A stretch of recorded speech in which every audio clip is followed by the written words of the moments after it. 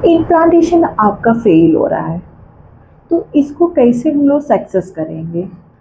देखिए, पहले आप एक बात जान लीजिए, आपको अगर इम्प्लांटेशन सक्सेस कराना है, आपका बच्चेदानी में बच्चा चिपकना है, इसके लिए आपको पहले से मेहनत करना होगा। उसका पहले से आपको सारी चीज़ का ध्यान रखना होगा।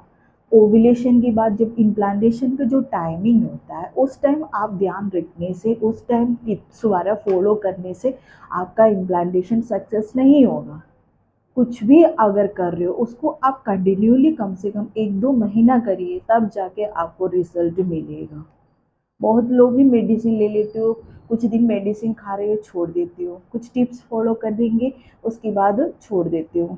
कोई भी चीज़ करेंगे आप उसका पहले से उसको प्रिपेयर हो जाइए कि इम्प्लांटेशन फेल होने का बहुत रीज़न होता है। बच्चेदानी सबसे मेन रीज़न क्या होता है, बच्चेदानी का जो एंडोमेट्रियल लाइनिंग होता है उसका थिकनेस बहुत कम रहता है।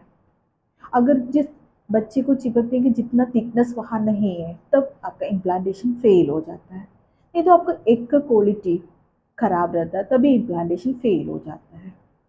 नहीं तो बार बार बच्चेदानी में कुछ इन्फेक्शन के कारण में भी ये आपका बच्चेदानी में इम्प्लांटेशन फेल हो जाता है।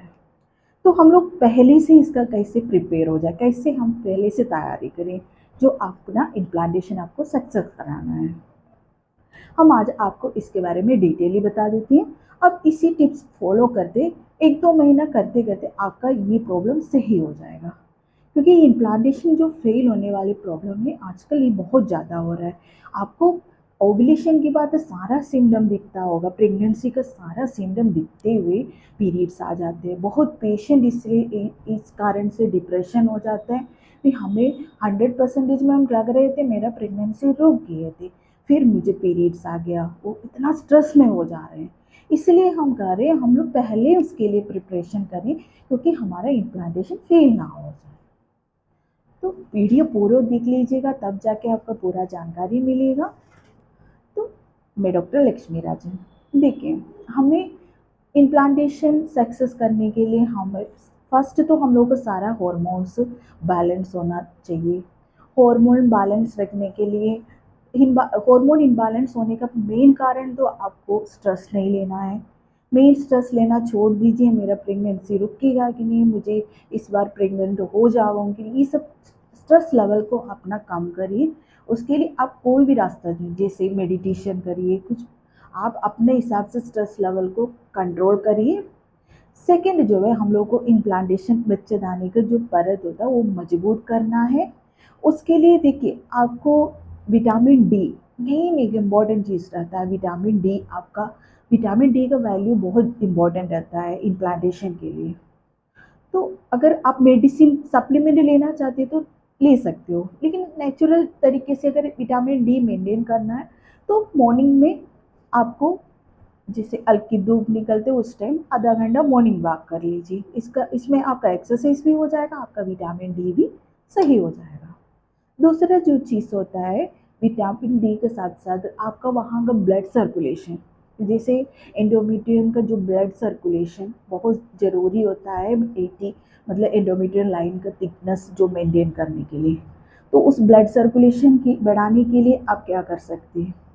तो शुरू से, स्टार्टिंग से, जैसे आपका पीरियड्स जिस दिन स्टार्ट हो रहा है उसी दिन से आप थोड़ा आधा घंटा वॉकिंग कर लीजिए। साथ में मैं आपको एक टिप्स बता दे रही हूँ, इसको फर्स्ट डे से शुरू करना है। ये आपका एंडोमेट्रियम का जो ब्लड सर्कुलेशन होगा वो सही करेगा। साथ ही एंडोमेट्रियम का थिकनेस अच्छे से मेंटेन करेंगे, जिससे आपका कम से कम 12 mm रहना है, 10 से 12 mm रहेगा। इसके लिए आपको एक स्मूथी प्रिपेयर करना है। उसके लिए आपको एक आधा बाउल अनार का दाना लीजिए, आधा चुकंदर लीजिए। इसमें आप इसको अच्छे से आप पीस लीजिए, जैसे जूस टाइप के, जैसे स्मूथी टाइप में पीस लीजिए। इसमें आपको एक अदरक का छोटा सा एक टुकड़ा भी उसमें डाल के पीस लीजिए, नहीं तो 1-2 बूंद अदरक का रस डाल दीजिए। ये आप स्टार्टिंग से लीजिए, सेकेंड डे से लीजिए, ये आपका इम्प्लांटेशन के लिए स्टार्टिंग से लीजिए। तो इससे क्या होगा, ब्लड सर्कुलेशन मेंटेन करेगा और साथ ही आपका जो एंडोमेट्रियल लाइन का थिकनेस है वो भी बढ़ा देगा। आपका ब्लड का लेवल जैसे फोलेट लेवल हो गया, आयरन फोलेट लेवल, ये सब भी मेंटेन करेगा। साथ में आपको शुरू से एक फोलिक एसिड का टैबलेट आपको लेना ही चाहिए। फोलिक एसिड का टैबलेट कोई भी एक अच्छा कंपनी का फोलिक एसिड का टैबलेट, कभी कभी हम लोग को जो खाने से सफिशिएंट फोलिक एसिड नहीं मिलता है, तो प्रेगनेंसी अगर कंसीव कराना है तो 2-3 महीने से पहले अब एक फोलिक एसिड हम लोग सजेस्ट करते हैं। दूसरा, एंडोमेट्रियम लाइनिंग के लिए आपको विटामिन सी का ज़रूरत है।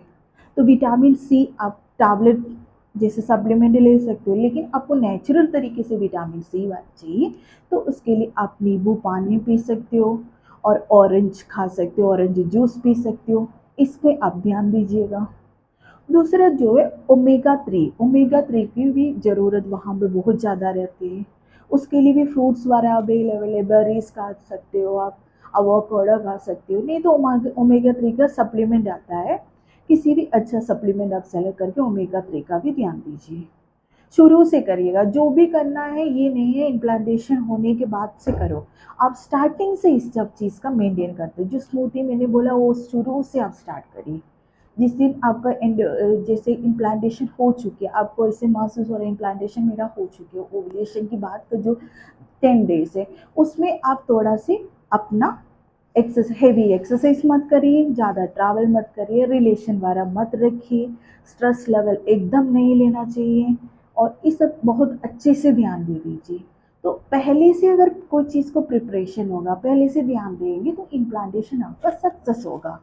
और कभी भी ये मत सोचिएगा मेरा इस महीना प्रेगनेंसी गई, इसी स्ट्रेस लेवल बहुत लोग का इम्प्लांटेशन फेल करा देती है। तो स्ट्रेस लेवल मत लीजिएगा। कोई भी टिप्स, कोई भी मेडिसिन, कोई भी एक्सरसाइज आप लेंगे तो उसको कंटिन्यूटी रखिए। 1 महीना, 2 महीना, 3 महीना आपको जरूर फायदा मिलेगा। स्टार्टिंग से मेहनत करिए, 1, 2, 3 महीना किसी का भी अगर कोई भी टिप्स फॉलो कर रहे हो तो उसको कम से कम मैक्सिमम 16 डेज आपको करना जरूरी है। तो इसी चीज़ का आप थोड़ा से फॉलो करके जाइए, आप धीरे धीरे आपको इसका रिजल्ट 100% मिलेगा। अगर ये मेरी इन्फॉर्मेशन आपको यूज़फुल रहा तो वीडियो को लाइक करिएगा, चैनल को सब्सक्राइब करिएगा।